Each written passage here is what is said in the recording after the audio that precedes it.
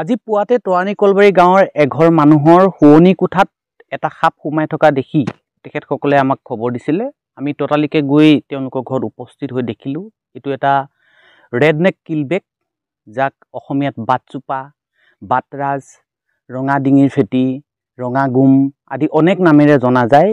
ই আমাৰ অসমত পোৱা একমাত্ৰ ভেনমাছ প্লাছ পয়জনাছ স্নেক হয়। ই দংশন কৰিলেও মানুহৰ মৃত্যু হ'ব পাৰে। ইয়াৰ মাংস ভক্ষণ কৰিলেও মানুহৰ মৃত্যু হ'ব পাৰে। তাৰোপৰি এই সাপটোৰ ডিঙিত যিখিনি ৰঙা অংশ থাকে, সেই ৰঙা অংশটোত থকা সেই ৰঙা দাগখিনি হৈছে এক প্ৰকাৰৰ পয়জন হয়। আৰু ই যেতিয়া আহাৰ খাবলৈ বিচাৰে বা অন্য মানুহক আক্ৰমণ কৰিব বিচাৰে, ভয় খায়, আতংকিত হয়, তেতিয়া সেই বাকলিবোৰৰ মাজৰ পৰা সেই বিষটো নিৰ্গত কৰে। ই চকুৰ কাৰণে ক্ষতিকাৰক, হাতত লাগিলেও বিষ লাগিব পাৰে।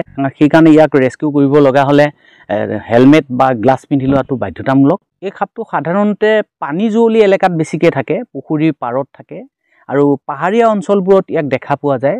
ই দংশন কৰিলেও সচৰাচৰ মানুহৰ মৃত্যু নহয়, কাৰণ ইয়াৰ বিষ দাঁত দুটা মূৰটোৰ একেবাৰে শেষৰ অংশত আমাৰ যেনেকৈ গুৰি দাঁত থাকে, সেই গুৰি বা জামি দাঁত থাকে, সেই জামি দাঁতৰ দৰে ভিতৰত থাকে।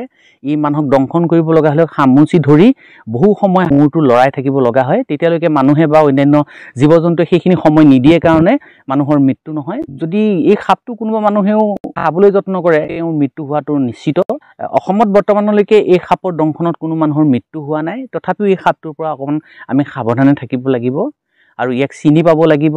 দেখাত মজলীয়া আকৃতিৰ হয় সাপটো।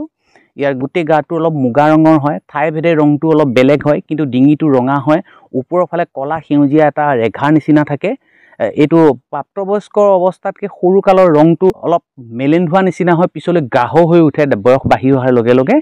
গতিকে ইয়াৰ ডিঙিৰ ৰঙা অংশটোতে চিনি পাব ই এটা ৰেডনেক কিলবেক। গতিকে ইয়াৰ পৰা অকণ সাৱধানে থাকিব, সাপবোৰ বাচি থাকিব লাগিব, ইহঁতক সুৰক্ষা প্ৰদান কৰক মাত্ৰ।